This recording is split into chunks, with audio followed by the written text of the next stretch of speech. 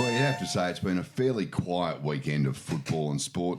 In fact, I'm not sure what we're going to talk about for the next hour, how we're even going to fill the time, but we will endeavour to do so because it's you, the listeners, that are important, not us. Welcome once again to the Titus and Sergio Variety Hour podcast. I'm Sergio Paradise, and here he is, the man who is filling in for Pink at all her cancelled concerts. It's Titus O'Reilly. It's an exhausting routine she does. Oh, it is. It is. And I'm not huge on heights. As we said the other week, you do have to swing out over the crowd in a harness. Yeah. Probably not something that you're overly familiar with. Not in public. Yeah, the harness routine is, your private life's your own. What a weekend of footy. Oh, wow, it was all happening. So big you and I couldn't record yesterday on Monday. No. Because we were just too tired. Yeah, too tired yesterday. But we're back on Tuesday with all the fallout. It was arguably the best round of footy I've seen It was in just forever. Bizarre. I mean, even when I was doing the tips on Friday morning, I'm thinking, gee, all the games, there's the Friday night game, and all the games on Saturday are pretty hard to tip here. And that's how they turned out. And then I said, but the three on Sunday could be pretty one-sided. Yeah. They weren't. The Western Australian one wasn't, but we certainly weren't predicting what was going to happen there. But, what a bunch of games, Friday and Saturday. Oh, terrific. It just proves that football's dead. Oh, it's terrible. It's a terrible sport. I don't know why anyone follows it. We should say at the top of the agenda, yes, as they say on AFL 360. Actually, I was talking to a friend about how Gerard Whateley was summing up some of this stuff. Yeah. And you know how he does the real, two forces clashing and, it's all this dramatic.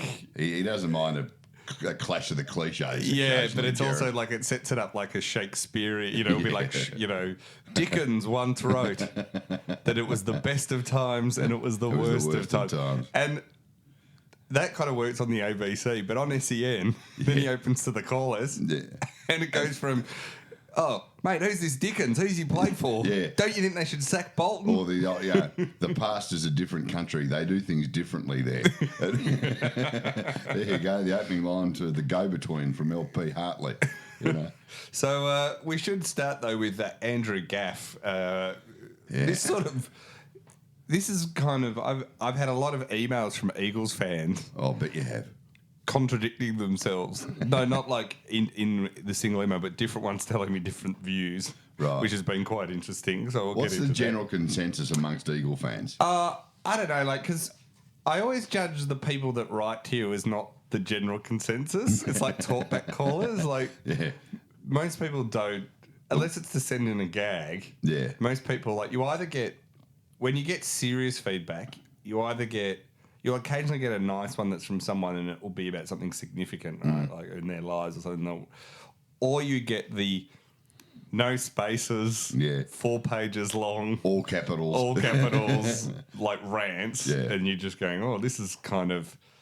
so there was 2 bits. The main bit West Coast Eagles fans that wrote to me seemed to be suggesting is there was a bit of a suggestion. I wrote a bit about this, about the fact they cheered Gaff after a goal and gave him a standing ovation off the ground, right? And I don't know the truth of this matter because I got different viewpoints from people at the game, right, who emailed me and wrote to me or tweeted me and responded quite a lot.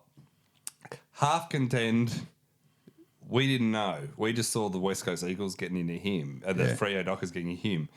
We didn't know, and that's why everyone was cheering. Now, that might be true for some. Others said, that's nonsense. These were Eagles supporters. Yeah. Everyone around us knew because we've all got social media these days. A lot of people had radios, everyone was saying. And you had, while Brayshaw was lying there for ages, you had a bunch of time people go, well, how'd that happen? Yeah. And it's not like the old days where unless you listen to the radio, there's no way to find out. You jump on social media, you can you pick up your phone and you know immediately, So I don't know the full truth. It was not a good look. No. To cheer him off and all that if they had knowledge.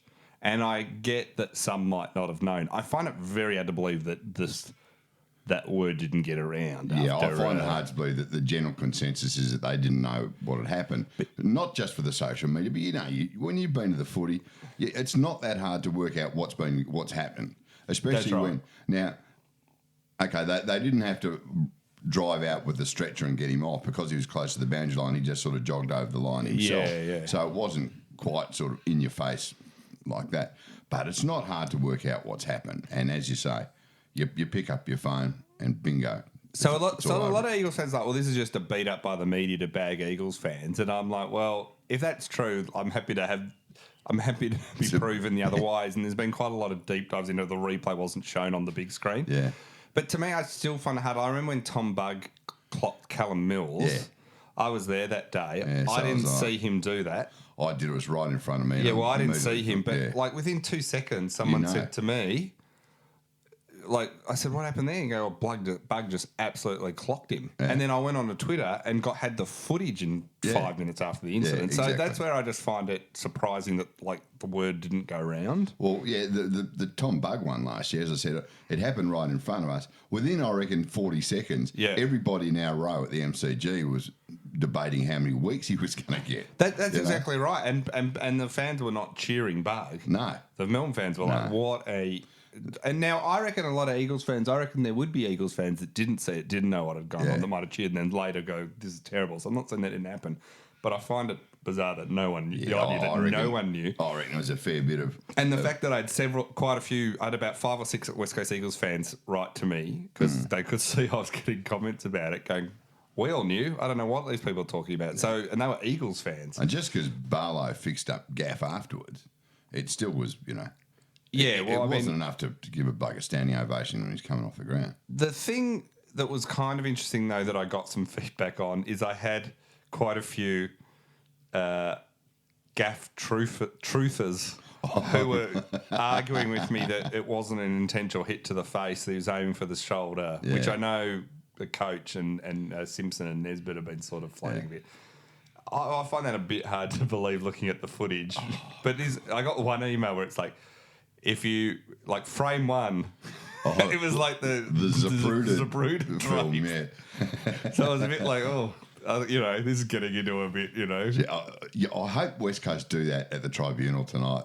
Like, freeze frame everyone like the Zapruder tape. Well, I understand they're going to have to do everything to try and give the best for their player. Poor female trainer from Freo, she'll be playing the Jacqueline Kennedy role, climbing over the back. Yeah, that's right. To get the piece of his head that's been blown off. The one thing I'll say about this so once again, this has been labelled as out of character. Yes. Now, Gaff, you could argue it's way more out of character than Barry Hall. Yeah. Even though the incidents are similar in many ways. But, Barry Hall's got, he's got there's about 8 on fairly serious ones, including in 2017 in his last ever game in the when he was playing for locals. In the local side, he clocked 2 guys, one very staker-esh and the other when another guy came up and confronted him, not physically, just says, what did you do that for, mate? He clocked him too.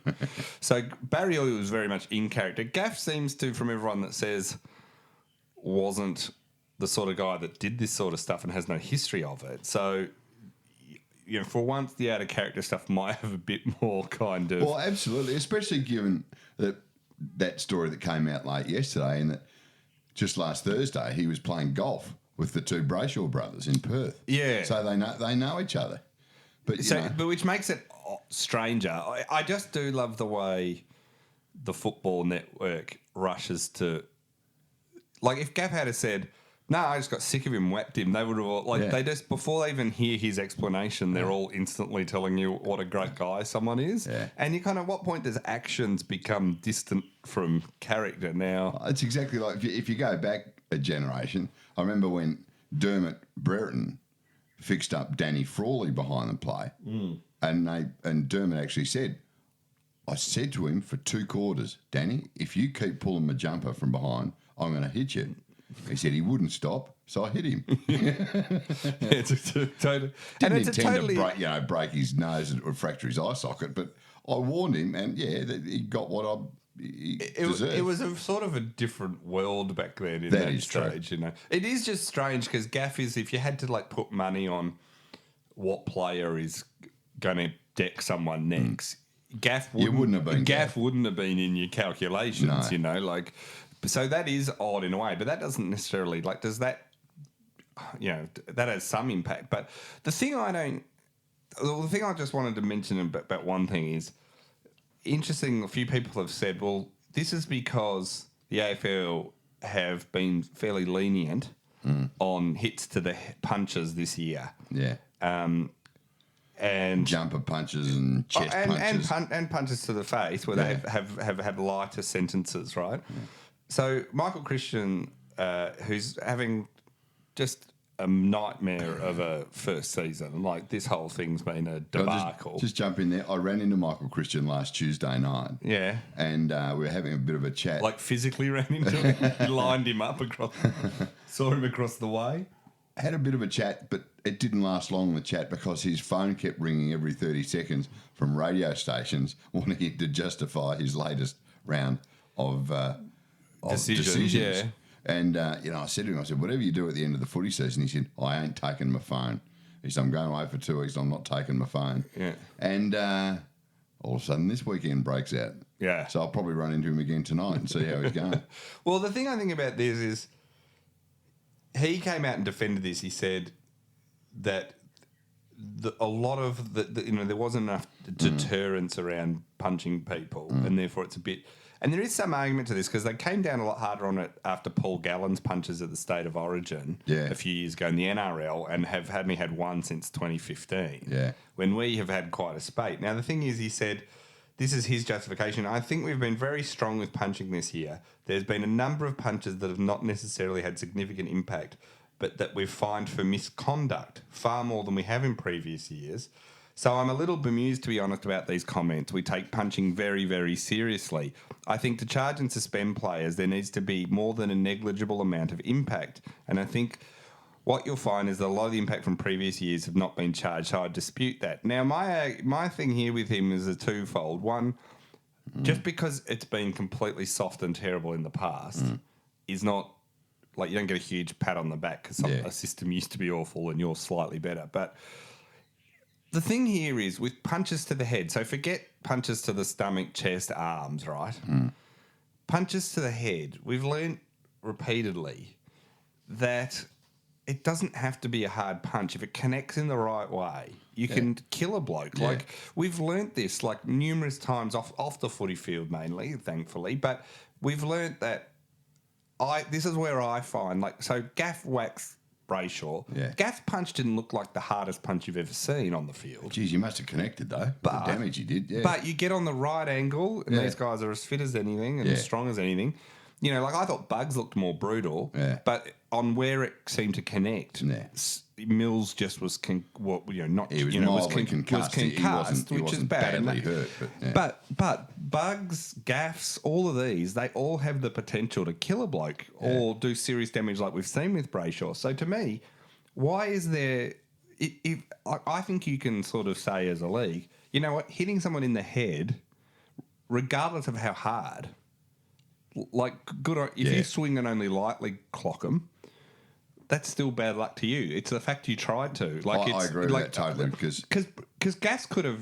What are we saying? If Gaffs had have just left, if Brayshaw had have not been, not even concussed, if he had got up and was okay, does he get less weeks? Well, you know what I mean. Like, that's what I exactly. Get. I mean, my thing about what Chris O said there is a bit like yours. Is that just because a punch to the head may have ended up just being a glancing blow, or I don't know, slid off, a sweaty patch of the jaw, and so no real damage was done. It's still, as you say, a punch to the head. I think the AFL and Chris O, their spokesperson and decision maker in these things, they'd be a lot stronger if he just said, "Look, from now on, you punch a bloke in the head, you get a week. Whether you miss him, or it's a glancing blow where it has no effect on him whatsoever." Well, see, I think it should be more than that because I have a view like... And then depending on the severity of the connection. Yeah, I'm all for like maybe having an extra increase on the severity, but because the risk is so high, like, it's not always going to happen, but the risk is not maybe high, but the consequences are so extreme. So you can get hit in the head and you might mildly concussed, you might be fine, but you can also, as we've seen, have your jaw broken. You can also... Barry All clocked a bloke who barely ever played again in his when he was at St Kilda, one of his first year, I think. you can have someone die. So when you look at or in a coma or whatever. So when you look at it, once you launch that punch at someone's head, you actually don't have any control on the consequences. Yeah, exactly. So to me, and this is how I'm a bit cynical about this. If you say to players, you throw a punch at someone's head, no matter how lightly you connect, you're gone 4 weeks. Yeah. And then the rest is It'll assessed stop immediately. on. You watch how quickly. And the $1,500 fine means nothing when you're a 24-year-old earning $400,000 a year. No, in it's the heat nothing. of it. But if they say, okay, you're going to get 4 weeks. Like minimum. it's a mandatory 4 weeks, and then Stop overnight. there's more on top of that. Yeah. If you have for we do take into account impact. So if it's judged that and you did what he did to Brayshaw, it's like you're at 10 weeks or something. Yeah. You watch how quickly. Oh, overnight it'll be gone. Yeah. No, I agree and with so that. the AFL's kind of always had this like weird view of it that this is going to happen. And it's like the other thing, while we're talking about these penalties for stuff, what I still don't get is when the AFL and Chris will come in and say, well, it's a sanction of $2,500, but lessened to $1,500. Yeah. Why don't you just make it $1,500? Why have you suddenly dropped it by 1,000? Do they suspend it, or is it because of a guilty plea? Oh, sometimes an early guilty plea they can, but still, it's either a penalty or it's not. I find it very bizarre. I thought the other stuff here was Trevor Nisbet, the president of West Coast, came out and said a few things that were strange, where he absolutely savaged Ross Lyon. Ross Lyon came out and said that Brayshaw had been king hit 100 metres off the ball, which was a fact. Yeah. Like he's not saying... I thought Ross Lyon's press conference was fantastic. Well...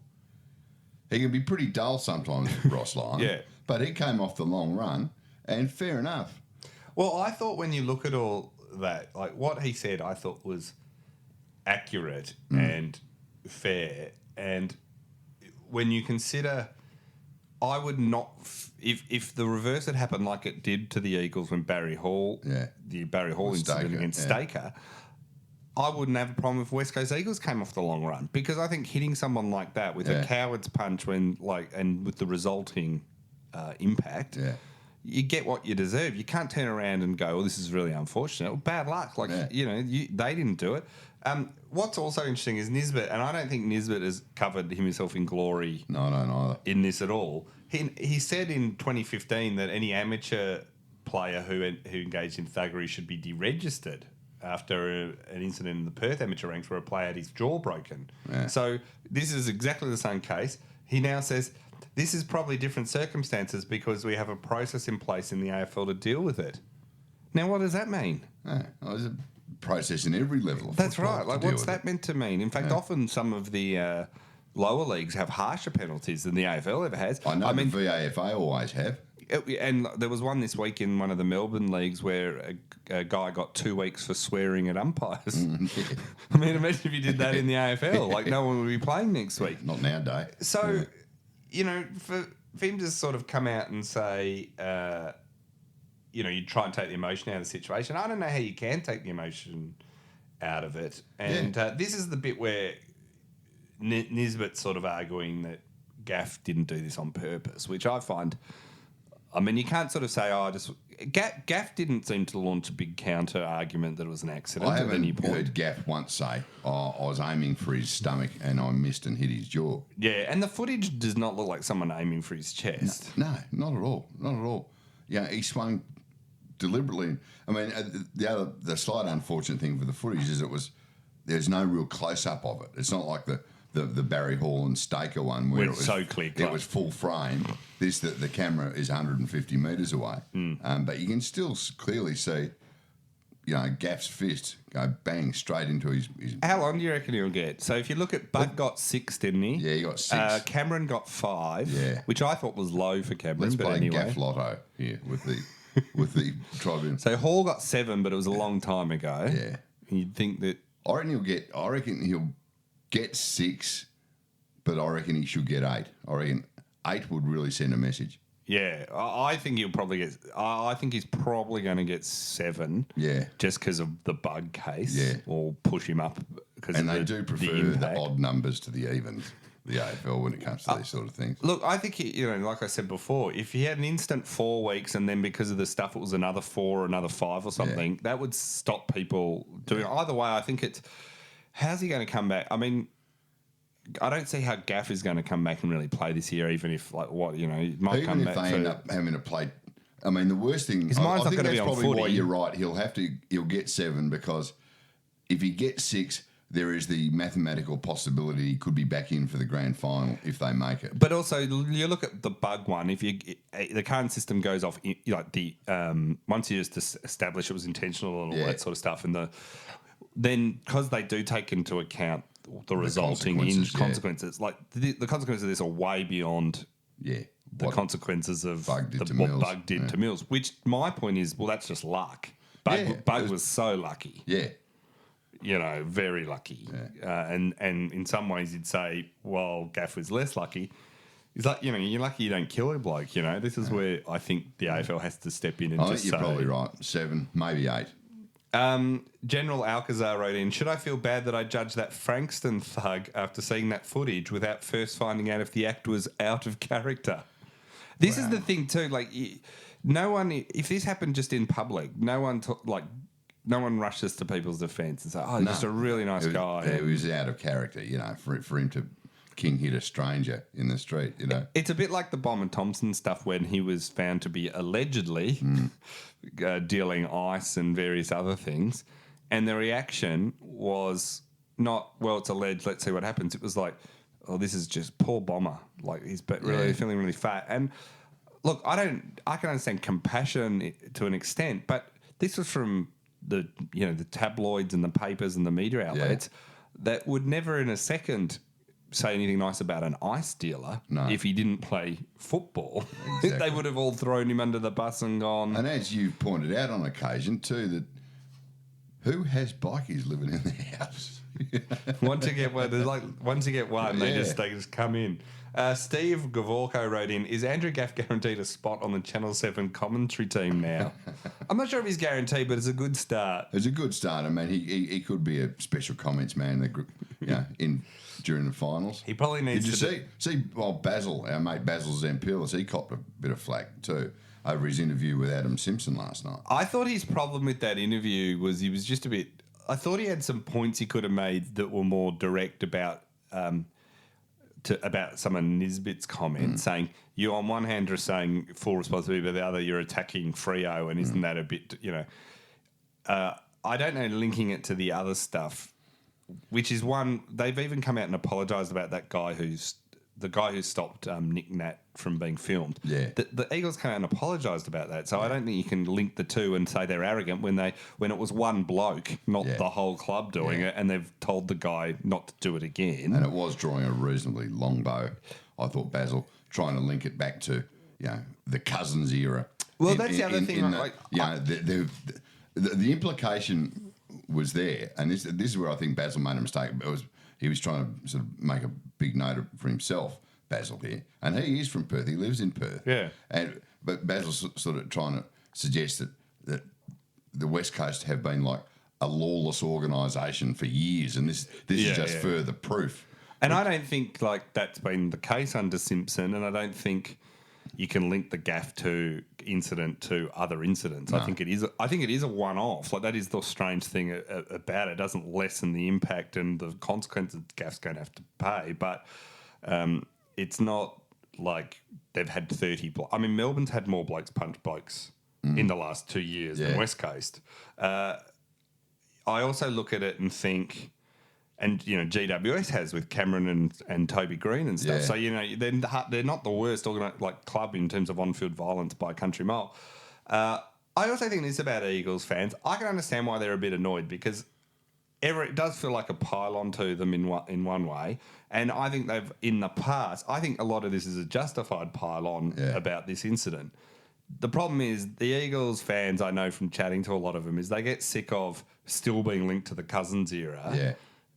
When, even a couple of years ago when the Herald Sun ran a 3-page wraparound revealing all about it, it was that there were drugs taken in 2000. It was a new thing. So I can understand why Eagles fans kind of They're are a being touch very sensitive defensive about this all that. because they are used to they get no credit when they do good things with the Melbourne media, and then the minute something like this happens, everyone jumps on. It has traditionally always, until the Dockers came on, it really was a one-horse town. Yeah.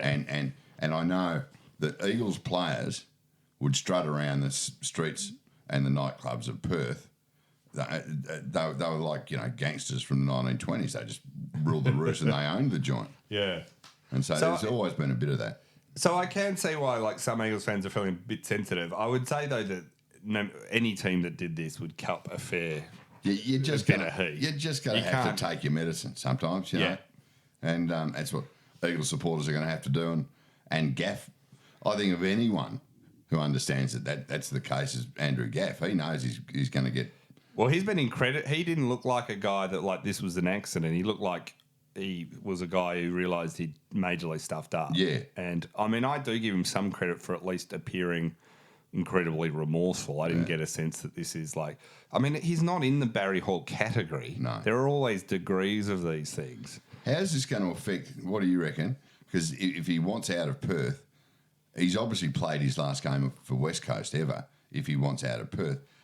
He can't start. There was talk of Freo wanting him, and you'd say that's gone out. Yeah, you'd suggest that that's not going to happen. But if he wants to come back to a Melbourne club, will his price drop overnight? Well, I think, you have to... I think, look, one thing we've always learned is when it comes to the power of potentially winning and landing a good player, anything will get overlooked. Yeah, that's Where the question marks might come is people think, well, he'll definitely want out of Perth because he doesn't... I've heard two versions of events, of everyone guessing, right? Really guessing. One is he'll want to get out of Perth because there's the Docker fans there and all that, and he'll just want to get out of, get out of Dodge. And a fresh start somewhere. And he might want somewhere quiet. He might want to go to GWS or something just to get out of the whole media circus. The other one is this makes him more likely to stay because he wants to make things right for the Eagles. And it's less likely other teams are going to be as keen on him. I think other teams will be as keen on him. Where I think he's more likely to lose a bit of potential, there'll be a discount, is will he come back the same player? He seemed pretty shaken. He, if he's a genuinely nice guy, as everyone says, and this is out of character and all this, is he going to come back and ever be able to play or is this sort of he loses the love of football over all this? Yeah. Oh, yeah. I mean, and as you say, good players are always going to be wanted. So, Alex Robertson wrote in, if a good bloke king hits someone in a forest and no one is around to see it, how long would it take for a footy commentator to claim it's out of character? Nice work, Alex. Is that a mixed metaphor or a combined analogy? It's combined. Yeah. It is true, though, how quickly, we were saying that up front. Yeah. In the new book I've written, which I've just sent off to the publisher, it's got in it a list of things. It's all about scandal in sport and how people deal with it. And one of it's I've got a section there about all the things to say after any incident, right, like this. And about all of them have been used on this incident. So it's out of character, brain fade. Yeah, brain fade's a good one. It's all these brain snap, brain fade. It's all these kind of... they just get trotted out. These phrases that... The other ones, if it's not a physical but has said something that's out of context, joke, that's my favourite. Comments were meant in jest. There's just if I have offended anyone. Yeah, but I'm sorry my comments have been misinterpreted or interpreted that way. So, it is... But out of characters, that one has been trotted out ad nauseum since Sunday. Oh, well, David King, I think when he interviewed him straight after the game, that was his opening sort of setup. Yeah. What is so out of character? What happened? What happens now, It's not so much they use it with Gaff, because I actually think, in fairness to Gaff, it's one of the rare cases where... It might have an element of truth to it. Well, because he doesn't have history. It's when they used to say, he's... They'd say about Barry Hall, oh, it's cleaned up his act in recent years. Yeah. And you go, has he, or has he just not done it for a year? You know, like... Yeah, it was like the stupid thing he did on the radio a month ago. Right after that, it was like, but he won back the trust of Australia by going to the jungle for 3 weeks. I know how easily is our trust won back. Moving on from the Gaff stuff, and I'm sure that's going to the tribunal. I think, is it Tuesday night? I think tonight. It's on tonight.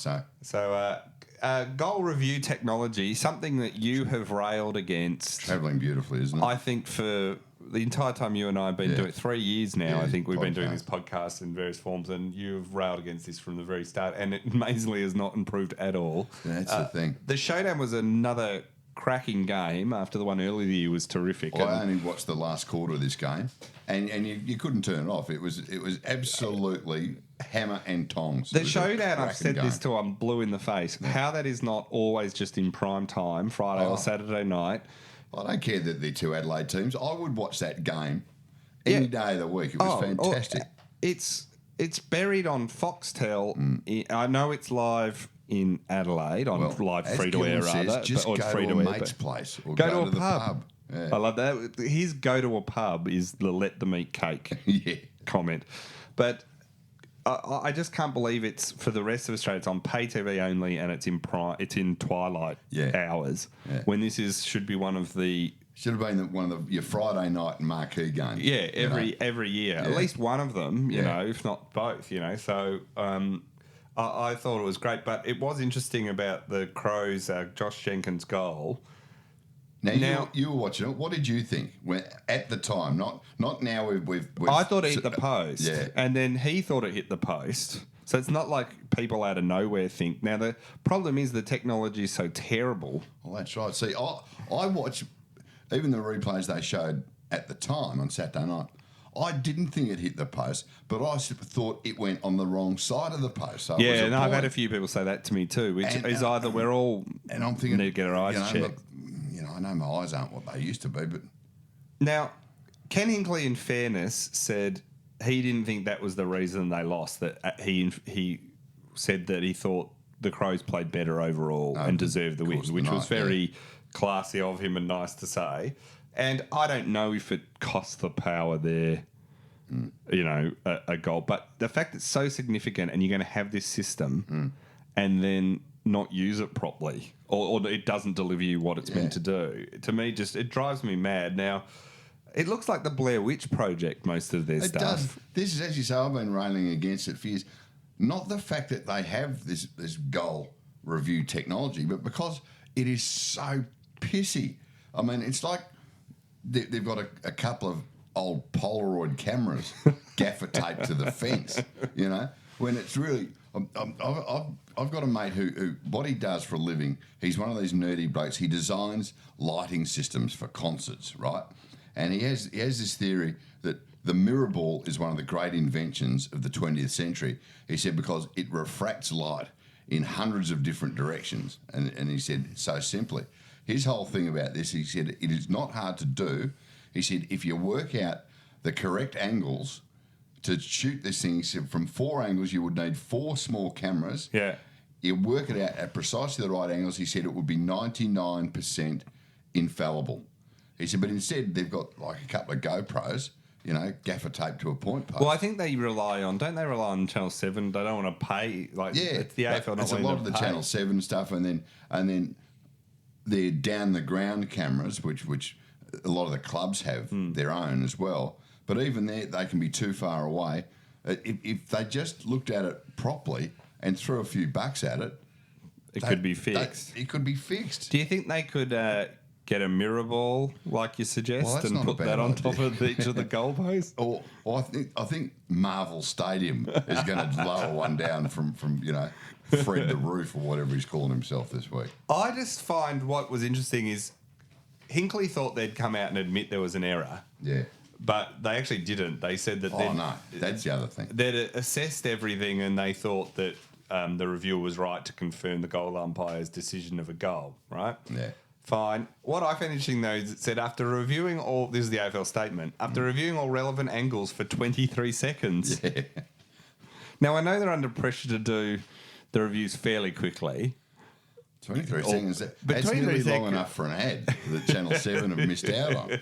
It's pretty short if it's for such a significant goal rather than just, look, if a team's beating another team by 100 points, I can understand them rushing through, but it was kind of an amazing thing that they put that in 23 seconds. They wrote it 23 seconds is a really long time. And they've justified it by saying, we looked at all the available footage for 23 seconds without acknowledging that the available footage wasn't good enough. Yeah.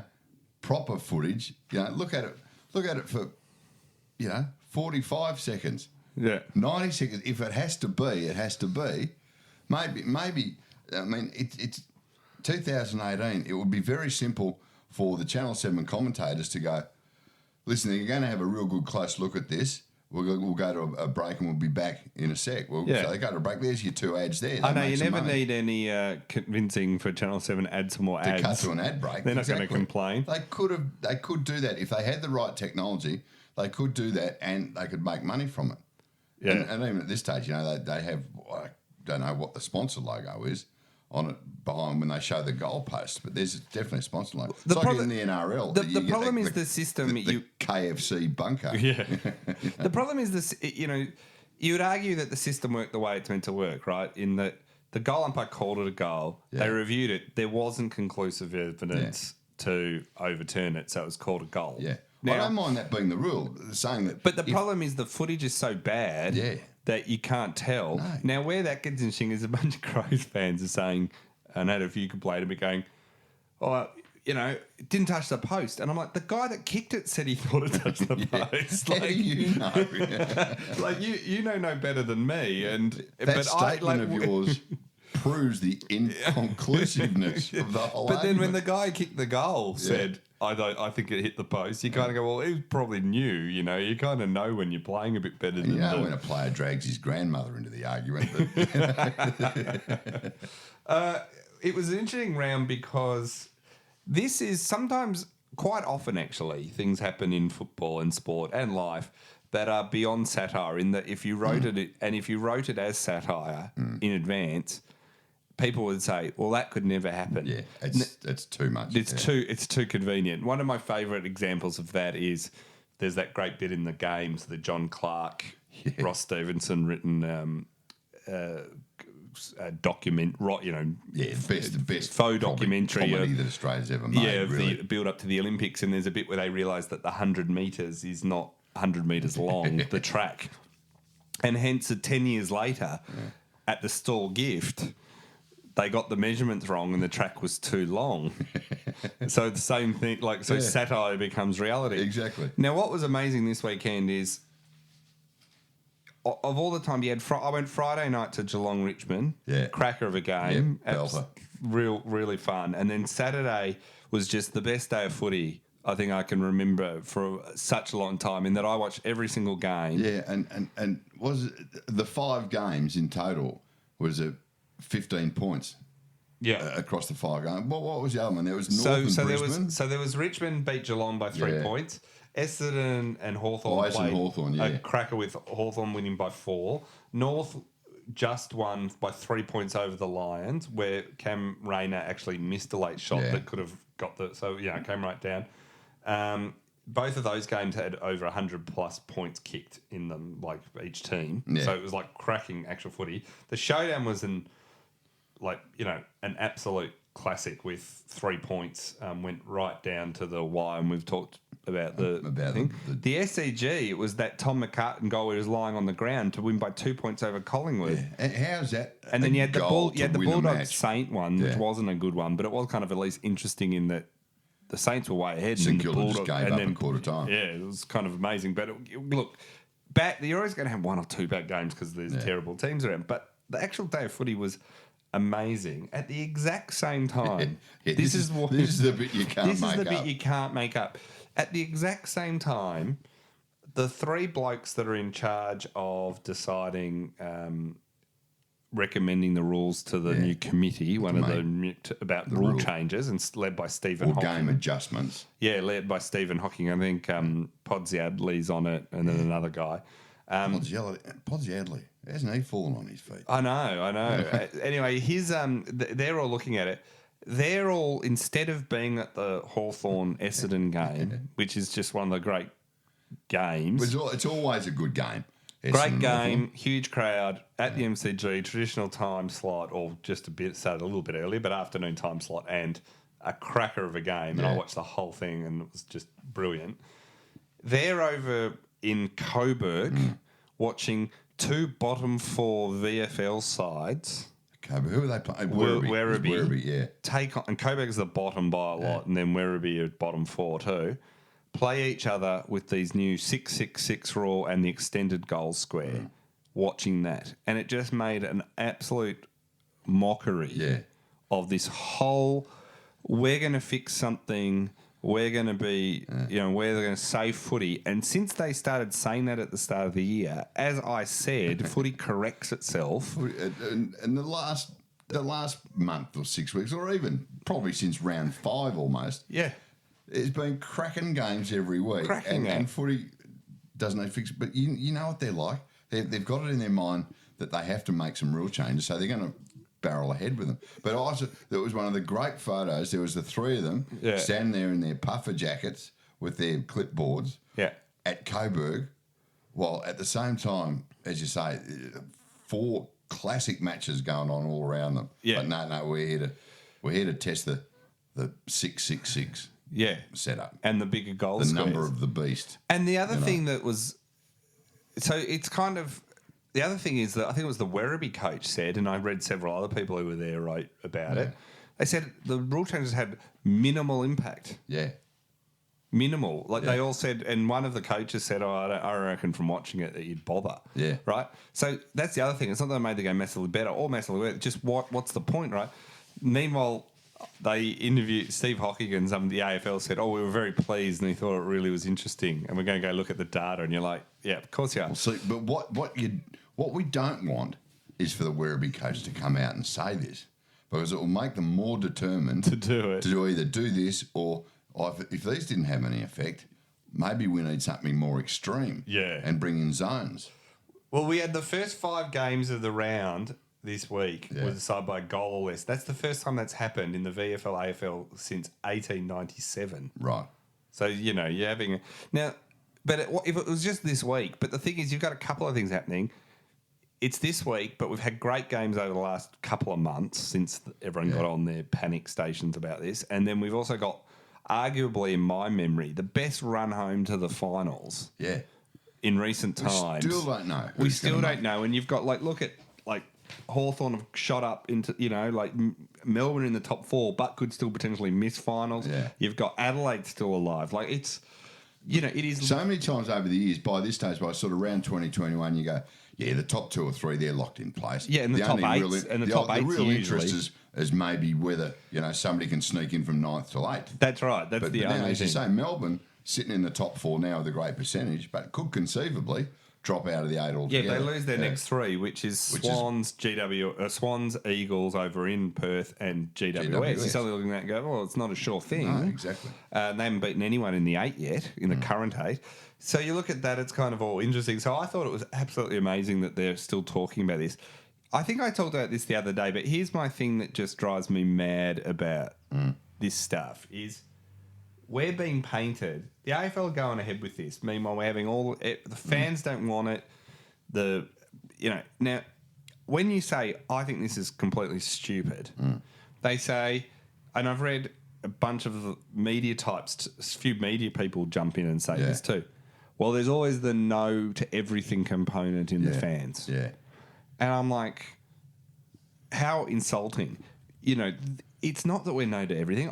There's some rule changes I think are sensible. There's been the centre square board in. There's been stuff around ruck contests. There's all sorts of rules that have come in over the years that I think have been sensible and worked. The new rule you suggested earlier is if you punch somebody in the face, you get 4 weeks. That's right. So I'm not against new rules. Yeah.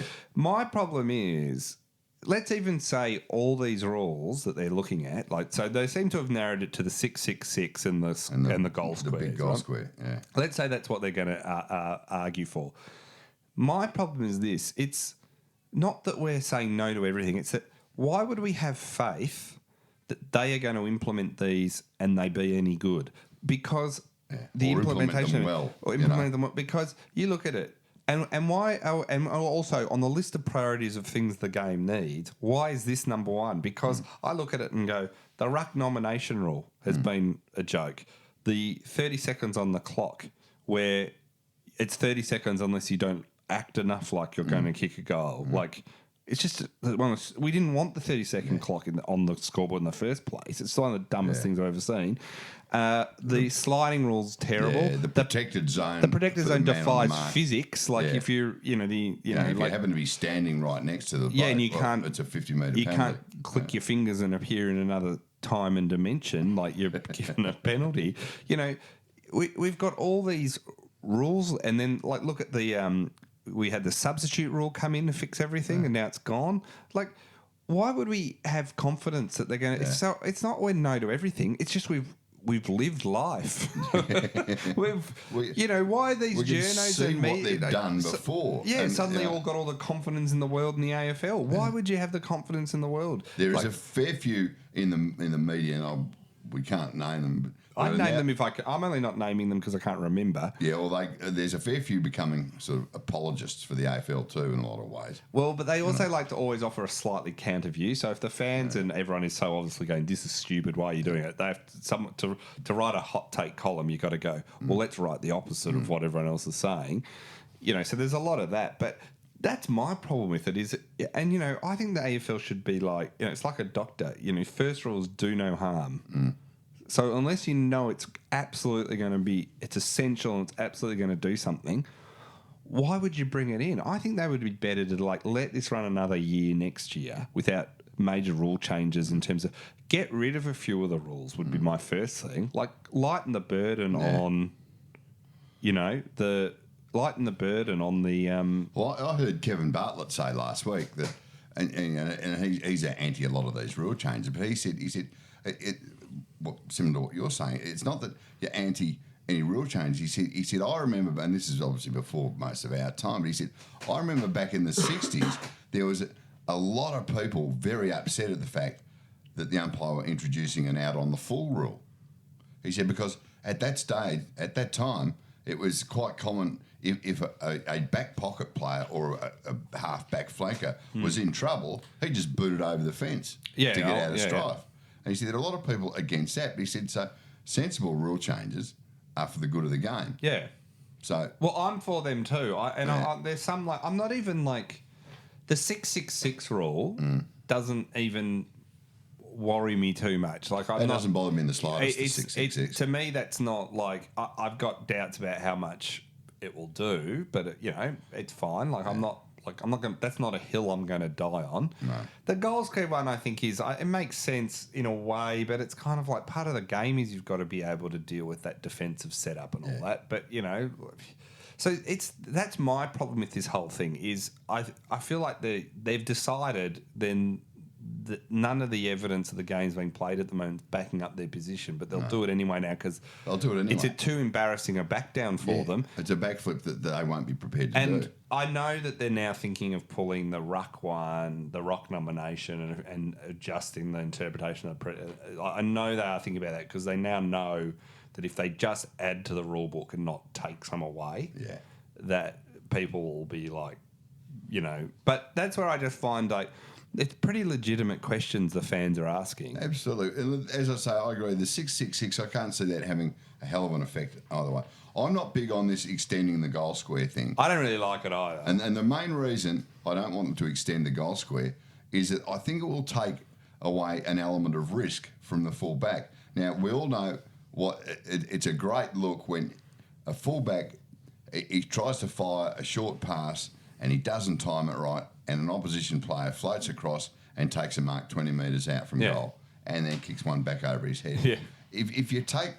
can just always bomb it into the centre. If you just bomb it into the centre or you kick it from the back thing and you're protected, I just think it takes away that encouraging the risk. You know what I think's more likely to happen in a way? What? Is the good teams, so you take a Richmond and very good with their structures.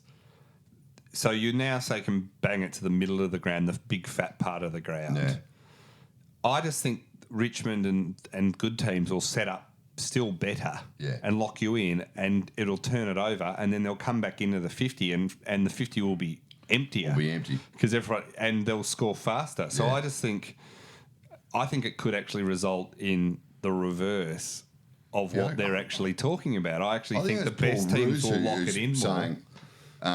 It'll just make the better teams better and harder for the crappy teams. Well, that's what you're saying. That's what I think will genuinely happen. I mean, Hardwick said similar stuff, not about that particular rule necessarily, but just all the rule changes. Yeah, actually, it was Hardwick. He said, "Be careful because like the good." And I think suddenly, you got Carlton bombing it into the middle now, and they can boot it further away from goal, but Richmond will have set up better on them and will just boot it into a more empty 50, forward 50. So in some ways I could see them coming back and scoring even faster. Yeah. So I don't know. I think you'd want a lot more than a couple of training sessions and a match between Coburg and Werribee. The other thing about trialling it with Coburg and Werribee, they're the two of the worst teams in the league. One is the worst team in the league. The other one's in the bottom four.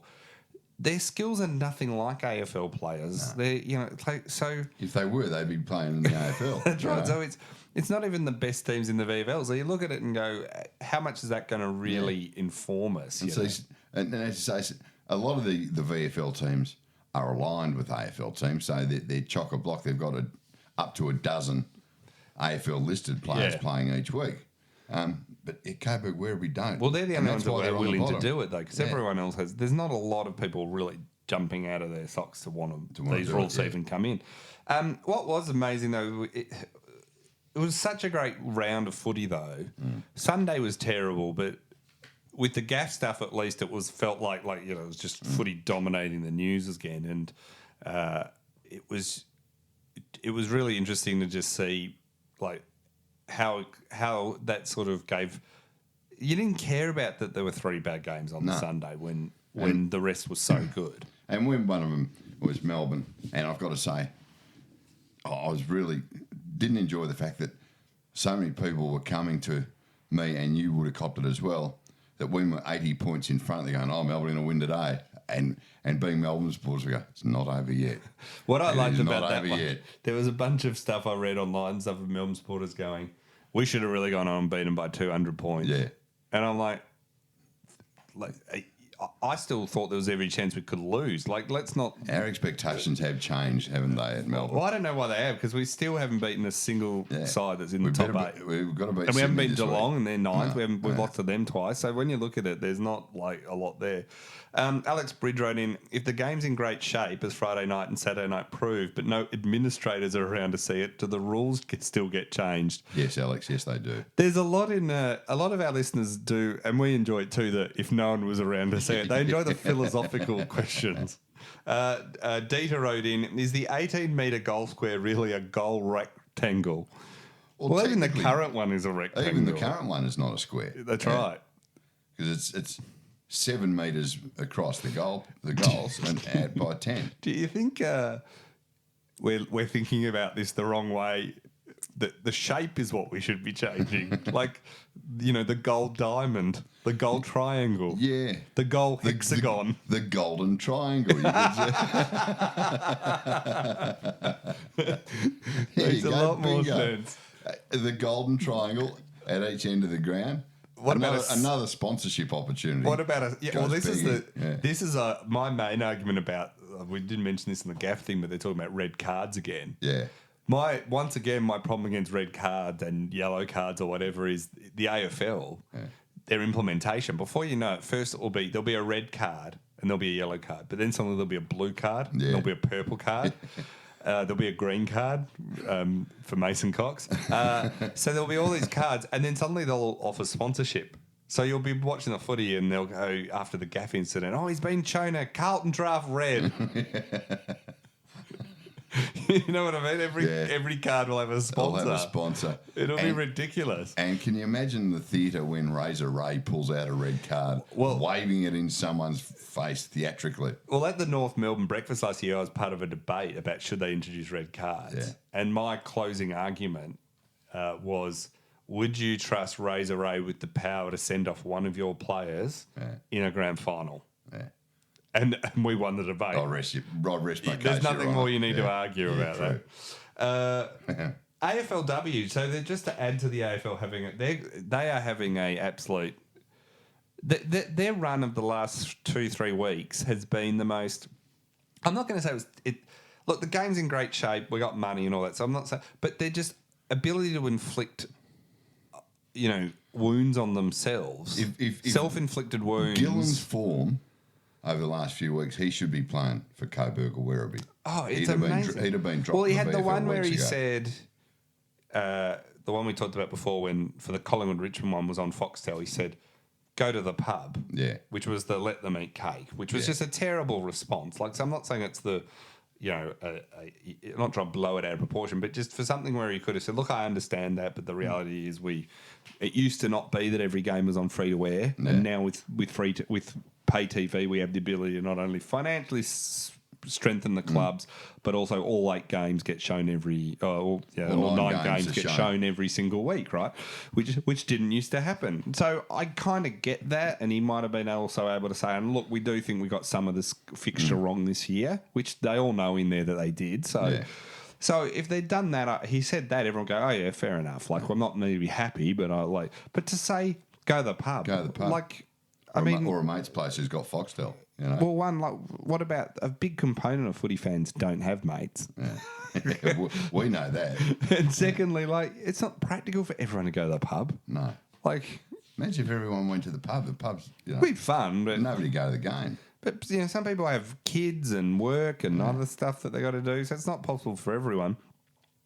He then did the one this week on the back of this about AFLW, which is what we're getting. They came out and announced that they're looking at expanding from 8 to 10 teams in next year, but shortening the fixture to 6 games. Yeah. Now, the whole thing driving this, I can tell you, is the broadcasters don't really want it. Yeah. The TV... Now, the ABC will have it, Yeah. but they don't want to give it to the ABC even relatively cheaply or, close to free, because they'd prefer to have a shorter one and sell it to Channel 7, get some money, than to have no money coming in. So they're basically not willing to subsidise it, which is a weird position for a company or an organisation that's making a lot of money and is a tax-free organisation because it's a community organisation, to have this view of, if we can't make lots of money out of it, we're not going to do something. That doesn't make any sense to me. The ABC are not going to suddenly cross to the sports bet mega wall. That's right. So but there's a growing the game component to this. It's like the A-League. The A-League took the Foxtel dollars over the being on free to air when the ABC were interested in getting the rights. Yeah. And look at it now. How well is that going? Yeah. So, if Channel 7 aren't willing to pony up for the full season, fine. But, come up with a thing. And the AFL, they have this thing in their head too about the broadcasting, is that if they're going to be on TV, every game has to be on TV. Now, I would argue that for the organic growth of women's football, instead of having 6 rounds, sure, some might clash with other sports, but you give them the 10 or 12 rounds plus final series, which is what they want to be happy with. And if some games don't get televised, well, so be it. People will still go and watch them or stream them. Yeah, or stream them on on the website. On the website, or even you can Facebook stream them. Do an AFLW page. There are always ways around it, but they're not going to get the big fat check for it because none of the broadcasters either want it or have the time to do it. Well, once again, this is why you have the ABC, because if you just left it to commercial operators, a whole bunch of things would never get off the ground. Yeah. So, if you've watched Pointless or Street Smart on Channel 10 over the last few weeks, it's probably not a bad idea. I can't say I've seen either of them. Are they that bad? Well, I saw a bit of Street Smart last night. What's Street Smart? Well, put it to you this way. You know what its tagline is? From the people who brought you Here Come the Habibs.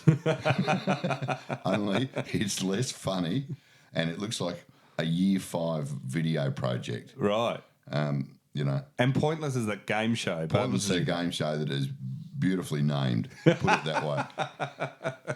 The thing about this, so Gillen came out about Daisy Pearce came out off the long run on this and said this was a disgrace and it's a gimmicky tournament that they're offering them if it's just 6 weeks. And can I just say, Daisy Pearce, I reckon, and I'm not being a smart ass here, I genuinely believe that she is becoming one of the most important voices in football, I reckon. Oh, I think people take. Not only has she proven herself really good as a special comments person or whatever, she's obviously the best player in the whole AFLW. Yeah. But she just has that uncanny ability, which a lot of football commentators don't have or have lost over the years, of making sense every time she opens her mouth. Oh, she's. I'm a huge fan. I think she's great, but I also think here that. So she came out and said it was a gimmicky tournament. Yeah. Gillen McLaughlin then on the radio said, well, if she thinks 6 weeks is a gimmicky tournament, well, what about the World Cup then? That's 4 weeks. Which was just a smart-ass comment in response to criticism. Like, if you act like a smart-ass in response to a serious, legitimate questioning of something, then I thought he was very much talking down to Daisy's views, which... She is hardly alone because I've never seen a reaction on Twitter. There has been from the players that play. So all the AFLW female, they're all tweeting how furious they are. I know it's the same thing. I kept so it's not just even seeing Joe Public. Comments from females. I'm thinking, don't know her. Who's she? You click on her thing. Oh, she plays for the Western Bulldogs. Yeah. Oh, she plays for GWS. That's right. They were all caning it. Yeah. So Daisy's just the voice of the voice that gets heard of a lot of people. Then all the football fans point out the World Cup, or the soccer fans point out quite rightly how dumb that comment is on just a factual level, because the World Cup qualifiers, it runs over someone put up the exact days, but it's over 2 years. It's got all these games, all these 150 plus countries play it, and you're just seeing the World Cup, as everyone sees it, is the finals. It's not the qualifying and everything, which people follow fanatically the qualifying too. So it's not saying the AFL is 4 weeks. From the beginning of September. That's right. So it was just a stupid thing, and I thought it really talked about what I can't believe about what Gillen's done there, and then on the backdrop of this, of all the rule changes and the other stuff that are not going well, is how do you start something that gets so positive reaction? And this is, again, people don't have a trust in the AFL's ability to execute on things. Yeah. So they introduced the AFLW. It goes terrifically well. Now, we all know it's not going to be at the standard of the men's straight away, or it's going to be a different style to the men's, even when they really get up to speed, once the pathways are...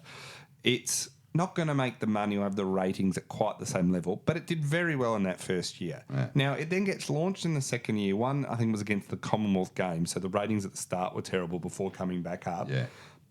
It had the AFLX dropped on top of it, because if there's one thing we need is, let's not fully flesh out the women's competition, but start another unwanted men's competition. Yeah. That to me was the most boneheaded thing, and why there's which the can lack be played on soccer fields in Northern Asia. And that lost the community, both men and women who have come to really support AFLW, were outraged at that. Yeah. They also, the marketing was nowhere near as big in the second season. So it had up against AFLX, the Com Games, and swamped by not the same amount of marketing push, and distracted with all these other things. And then they come in and announce this. So how do you go from year one, Gillen seen as a guy who quite legitimately got the credit for bringing the league forward a lot earlier, has gone to be now seen as deeply out of touch and antagonising. Using up your goodwill really quickly. Talk about snatching defeat from the jaws of victory. Now, they could come back after this backlash and say, okay, we are going to do 8 rounds, or we are going to do 10, so everyone play each other once, sort of thing, and they're adding more teams. One, I think they maybe added more teams earlier than they should have, if that's what they're saying. Or two, they need to face up to the fact that this is going to be a subsidised product for a little while, but the greater good strategically for the organisation and the sport is worth it, because you've seen at the grassroots, right? Yeah. Even if it's a loss leader at the highest level, one, whose fault is it that it's not rating further and not drawing people in? Well, they're the ones meant to be marketing sport. Yeah. But secondly, if you don't do it, women now are desperate to play. Now, it's about, if you're willing to lose hundreds of millions of dollars on GWS and the Gold Coast because it's a generational play, then the AFLW is exactly the same. It's a generational play. It won't have the ratings and the crowds and the standard of the AFL men's for some time, possibly 20 years, right? But that's fine, because if you don't invest in it, the women will go elsewhere. You are defending yourself against other sports like soccer and things, and you are making it the sport that women in Australia want to play. And you're using the key word here, and that's invest. It is an investment in the future, not just for the AFLW competition, as it will stand for the elite female players, but for the sport of Australian football. That's right. Across the board. It's good business. And as you say, I've seen it at the junior grassroots level where you've got, I mean, you drive anywhere around Melbourne now. I don't know about the rest of the country, but you drive anywhere around Melbourne, every second or third local football ground has got a new pavilion being built now, because there is the money, the fees come, the playing fees come in, the players, government putting money into it. Government's putting in, local councils are putting in, the demand for grounds, and it's all purely become because of women's football. And so many junior clubs now have got 4, 5, 6, some even up to 8 girls' teams, whereas 3 years ago they had none. Yeah. The girls' job there was to run the canteen. That was it. Right. And now, and not only have you got all these hundreds of kids playing, that you've got your parents, you've got all these extra people there socially. So, as you say, it might be a loss leader at the top level for a little while, but for these sort of things, it's a business decision. You've got to have vision. You've got to have the long-term vision. Yeah. And the pathway is right to the top. And you see, as you say, 2 years ago, they had the world at their feet, the AFL, and they've just used up all that goodwill, and the people just have no confidence that they'll do the thing properly. It's a short-term commercial view, not a longer-term, and this idea. And my problem is where... So they don't mind having a long-term view on the Gold Coast. But that's what I'm saying. Like, if they didn't have the Suns and the Giants and weren't willing to lose hundreds of millions of dollars, literally hundreds of millions of dollars on both of those as a long-term generational play, then I can understand why they might not do AFL women's. But you can't do that, because that is sexism. That's saying the men's is important to us and we take it really seriously and we believe in that. Yeah. We believe that's going to pay off. Now, the idea that you have the belief in the Gold Coast Suns are going to be more likely to pay off over a generation than AFL women's is astounding. It's astounding to me that they have that view. Yeah, I agree. I mean, if they had the proper vision, and it would be my vision to say that, look, in years to come, it may be 5 years off, it might be 10 years, it may be 20 or 25 years off. Yeah. But at that point, AFL women's will not be the novelty that it's sort of looked at as now, but it'll be no different to like women's tennis. No one goes, gee, women's tennis. Imagine that, chicks playing tennis. You just naturally know you've got the men's tournament and the women's tournament. Yeah. It's equal, and it's quite feasible that in 20 years' time, the women's league will command broadcast fees and rights numbers comparable with the men's. Yeah, well, they need to just keep pushing it long term. Yeah, and they can't look past next week or the 666 rule. Well, it is amazing. I think it's like, I don't think they look. They also think, well, this is never, and it's sort of an elite small group that are angry about it. But that to me just says once again, the key bit of this is actions speak louder than words, and the AFL currently are not treating the women's football seriously. Yeah. That's the difference. I just don't get it. They are not. Well, they're just not taking it seriously. That it's ingrained in them that, look, it's fine, but it's not the men's. It's not the major one, and we know that. And we're happy for it to be there, and we were happy to get the good. Everyone tell us we're great and pat us on the back and the social license and all that sort of stuff. But to me, you look at it and go, you are not getting taxed. No. You are a community organisation. You talk all this leading things. Do it properly. Yeah. Don't muck around. It's simple as that. Do it properly. It seems to me no one at the AFL has said this, but it appears that the attitude is, look, we gave you the leave. we started to think, what more do you want? Yeah, and now they've figured out that they can't sell it, and it doesn't fit neatly into the thing. Hundreds of millions from it. So let's just. I don't even mind if they play bits of it during the AFL season. Like, if you had a women's game starting off at 11 or something, that's what I'm saying. You can always fit them in somewhere. I mean, you can always do it. Every Saturday afternoon or Sunday morning, Princess Park's free, The Brunswick Street Oval's free. There'd be grounds all around the country. You can always fit it in. As I say, not every match might be televised, but it won't matter. Well, the rugby union, the Super Rugby, because it comes from New Zealand often, it starts at 5:30 on a Friday. Yeah. And, I'm often watching that and you go to a pub and it's on because it's before the main game, so use it like that. I don't care how they use it, but, I just think they're being incredible. And I think I'd rather watch an AFLW match as a curtain raiser than listen to the voice of the G walking around or doing the kiss cam. All the stuff they do, yeah. Oh, well, that's because you and I haven't sat together for a while when the kiss cam's been there. or the dancing bit. Oh, that would be I love the one where they film someone who's just minding their own business and see how long it takes them to notice. Just sitting there staring at their phone. I'm like, I'll tell you, you can't drag your eyes away from that footage, can you?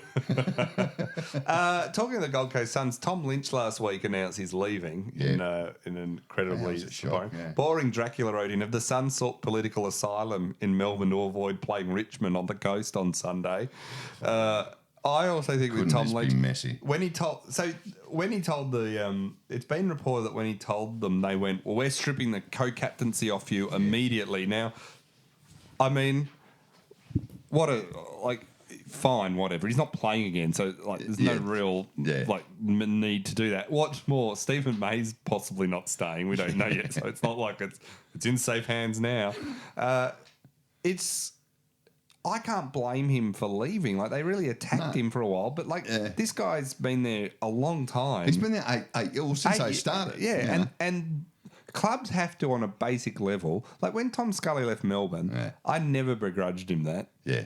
Because I thought, we are a rubbish club. It wasn't just I am amazed that Nathan Jones stuck around and he does get the kudos, but I didn't blame Scully for leaving because I was like, he's a serious, full-on player who only wants to play AFL. Yeah. Like, that's how dedicated Scully is. Yeah. And he's hanging around with a bunch of blokes that were drinking and eating takeaway food, and the coach had no discipline, and the club was a shambles. Oh, a rebel, yeah. And you look at the Gold Coast Suns.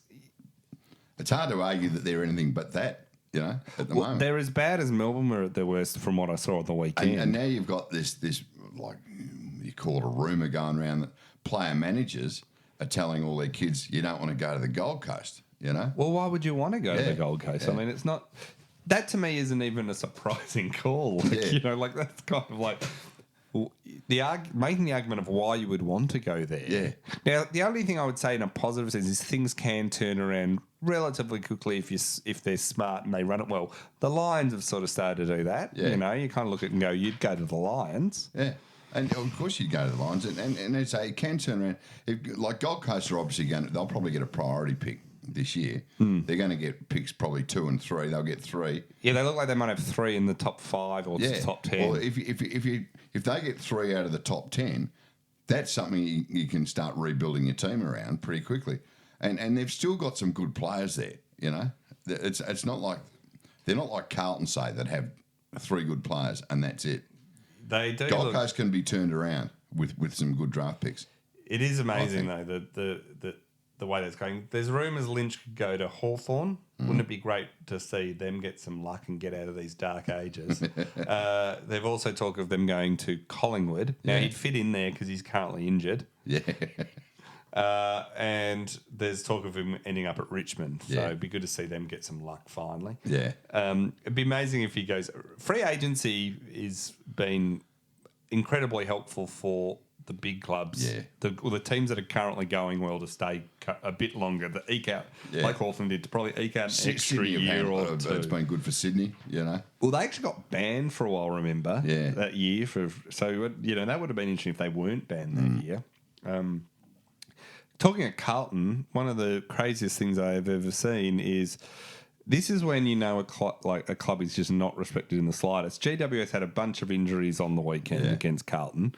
4 players injured, Toby Green, a few others, and they were all basically couldn't participate from most of the second half, which meant that which they were down. So GWS were down to 18 blokes for the second half, and instead of just keeping all 18 out there, they, mainly for almost all of the fourth quarter, would rotate 2 off at a time and play with 16 against Carlton's 18.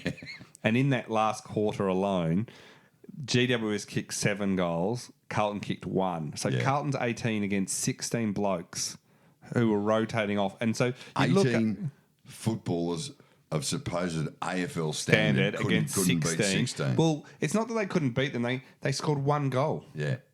And let the other side kick 7 to 7. They got flogged again for the fourth quarter. 7 in that last quarter, which is where you really. So, how bad are Carlton for that to happen? Yeah, they are. I mean, who did they beat last week? They beat Gold Coast, didn't they, Carlton? Yeah. And that gave them some sort of false sense of security or sense of hope. Yeah. Perhaps. But that more just reflects where Gold Coast they were found out very, very quickly against GWS that they are just rubbish. It's amazing because there was footage of it while I was watching it, and they'd pan to the boundary line, and there's like GWS players getting rub downs. Yeah. Meanwhile, there's 4 guys on the bench not playing anymore. They've got like 6 people on the bench effectively, and the GWS you wouldn't have noticed. No. And again, they just kept If anything, running, you thought it was the waves. other way. Yeah. You would have thought that Carlton had 2 less players. Any team of supposed AFL standard were full of players of supposed AFL standard should be, when you've got 2 extra men on the field, it doesn't take a lot of brilliant coaching or nous from the playing group to create a loose man and carry the ball from one end to the other. Well, you can have a loose man up front and down back. You can have a loose man, exactly, down back, one behind the ball, one in front of the ball. Now, and if you just chip it round, you just over the top. It should have been 7-1 the other way, and they would have at least made the scoreboard a little bit more respectable. But I can't even remember Melbourne being that bad. No, Melbourne. This is shaping up as one of the all-time worst teams ever going around. Yeah, and you wonder what. And this is I felt this was the cherry on top. Yeah, and Cripps has signed on for 2 more years. Yeah, but they often do that on that second one, and then they really. And if you're Cripps, who is an arguably a superstar, surely if they're still like this in 18 months' time, he'll be putting his hand. He'll be going to Hawthorn or Richmond or Collingwood. Well, even next year, even with a year left, he can put the pressure of, well, trade me now. So anyway, amazing. Mark Hayward wrote in, should the AFL be like under 10s footy? When one team is short, the other team lends them players. Or would having Carlton players have been an unfair handicap to GWS? That's a good point. It's true. They would have probably said, no thanks. Unless it's Patrick Cripps and Kerr now. Maybe one of the AFL's new rules should be you've got to play 16 only against Carlton. Still not a... Still wouldn't help, it seems. Brad Butterworth wrote in, with the overwhelming success of the Giants' in-game trial of 16 aside, will Gill rush the new rule in for this year's finals? Cad1 wrote in, with GWS beating us by, he's obviously a Carlton supporter, with GWS beating us by 100-plus points with only 16 players, should I look fondly upon our 2006 wooden spoon season where we won 3.5 games as a golden era? But seriously, put me out of my misery. I'm too young for this. That is a fair point Cad1 makes, though, that you look back at their 2006 wooden spoon season, and it was a golden era compared to this. Well, all I can say is Mick, it's been a series of things of not one person that's stuffed Carlton up over decades, but Mick Malthouse, I think, has a lot to answer for what the moves are. You've had it in for Mick for a long time. No, it's just the facts of what he's done. The facts of what he did at Carlton with who they traded in and out and bring Daisy in and all. It's been an abject disaster. It's probably set them back 5 years at least and put them in this position. Grant wrote in, with someone someone manning the lights at the GWS/Carlton game? AFL rules state that having less people on the field require less illumination, I believe. That's the AFL saying they need to add more lights because the men were playing and there's two more players. You spotted an interesting story this week, and that's Steve Baker, former St Kilda tagger, as they call him. Former Saints hard man Stephen Baker. Is thinking of and has been considering going to the UFC. Yeah, he wants to be an ultimate fighter now. Now, I at first was thinking he's a bit small to be going against those blokes, but then when you look into it, a lot of those UFC blokes aren't that big. They're not your big... Well, they have the different weight classes. Yeah, I know. But Baker, I mean, he's got a fair bit of form in this sort of thing. You look back at he was suspended for 28 weeks. Yeah, across his AFL that's career. right. But you can't clock someone when they're not looking in UFC. Yeah, well, that's true. Like, it's a bit different when he'd do stuff to people knowing they couldn't hit him back. And holding the jumper and punching him in the forearm. Yeah, there's a lot that's not going to go a long way. No, there's a lot of what he did that was not tough guy stuff. Well, he did. Remember, I think he got 7 games for belting Jeff Farmer behind the plate. He's a shocking guy. Yeah. This is the thing. Like, he was a shocking player. Why are we like... People, like, they have him on and talk about him, like, with fondness. He was a shocker. Everything in the game is bad about the game. But he and Stephen Milne got together and they were characters. Oh. The league's crying out for characters, and Stephen Baker was one. This is when... Ask Stevie Johnson what sort of character he was. He got 9 weeks. This is the thing, like, it seems like to be a character when people say, oh, we're getting rid of all the characters. It seems like the characters are horrible people, most of them. Like, they're not like characters where you go, oh, they're actually kind of amusing and funny. It's not out of character. Their character is awful. So good luck to that, Bakes. He's obviously been struggling a bit since he left the AFL. He announced this on Lee Montagne's radio show. That's still going, is it? which is still going. And I thought that was hilarious because I'm not sure if there's Lee Montagne's radio shows. It's still on Triple M. It's not on Mamma Mia. Anyway, so that's Yeah, good on you, Baker. I look forward to watching you get killed in the ring. You will not do well in that, I imagine, when someone can actually clock you back. But I'm looking forward to his first match. That'll be one. Go to the pub and watch. I encourage everyone to take their family down to the pub to watch that. And watch Bakes cop one.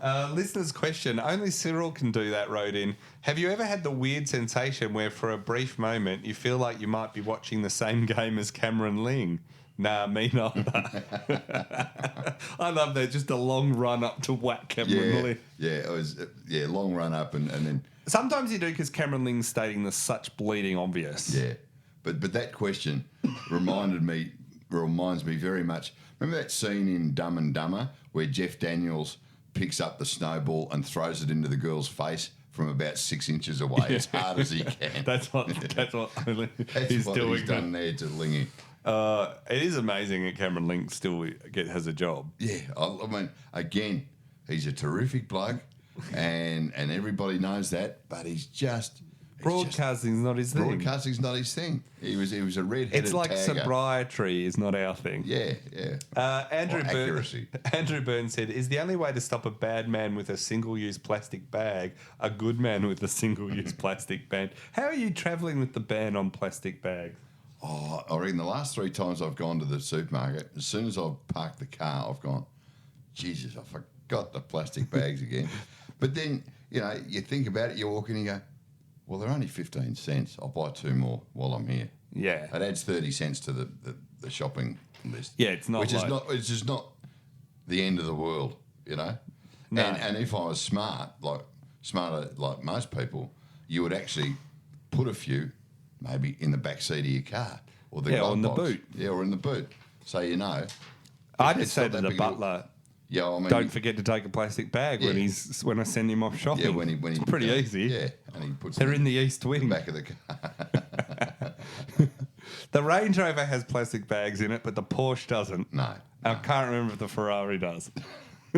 You never. That's easy to do. Steve Hayward said, this really is the closest season we've seen in decades. You could make the argument that up to 7 teams are in place to potentially suffer a horrifying loss to Richmond on grand final day. They are. Do you think the Tigers are there? I'm a bit over the cockiness of the Richmond supporters. Although I do have to say that They are basing it on a fair bit of fact. They are the best side going around at the minute. At the moment, I mean, you can make arguments about a few of the other sides. As Chris Scott says, they're beatable. Well, Chris Scott, like Geelong showed that you can really do something. GWS seem to be getting their injuries back and all that. But everybody who says they're beatable nearly beats them, but they haven't beaten them yet. You know? Oh, look, if someone put a gun here and said who you putting your money on, or you're putting on Richmond, but footy's funny. I mean, did you expect Port Adelaide to beat Brisbane in 2004? Like, did you expect Hawthorn in 2008 when they beat Geelong? Like, there's a few. Yeah. Like, it can surprise you. Yeah. Melbourne could beat Richmond in the grand final this year. Doubt it, but yeah. I don't know. You have to beat some teams in the top 8 first.